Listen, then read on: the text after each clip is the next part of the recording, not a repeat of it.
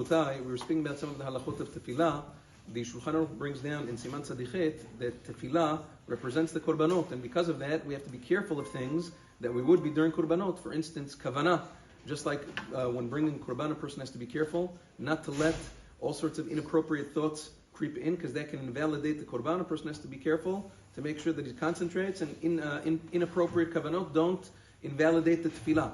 Another thing he says is just like the Kohen Gadol, when he brought the Kohen Gadol or the other Kohanim, when they brought korbanot, they had bigdei keuna, special clothing. So too a person should preferably designate special clothing for the tefillah.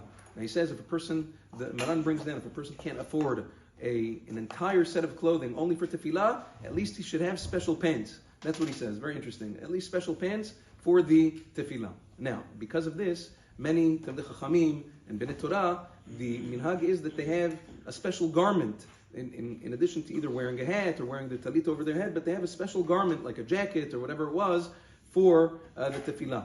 Many, all Gedolei Yisrael Sfaradim, they always had some sort of special garment, either a jacket, a robe, something that they designated for tefillah to show that it's a special garment for that, for this purpose. Now, even if a person cannot, there are Gedolei Yisrael even today, for shacharit only, as opposed to mincha v'arvit where they wear jackets, there are some Gedolei Yisrael that don't wear a jacket by shacharit. It's because they consider the talit a beged alyon.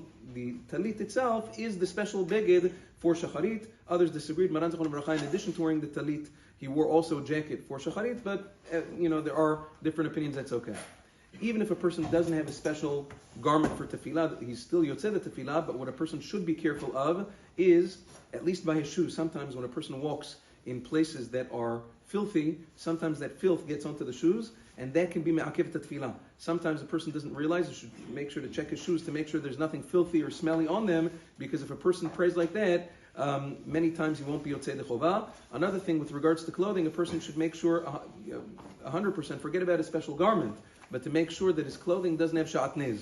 The Zohar HaKadosh writes that any tefillot that a person prays, even with utmost kavanah, if he's wearing sha'atnez, that tefillah will never be answered. So a person has to make sure that none of his clothing contains sha'atnez before he goes to pray with these clothes. Yom Tov.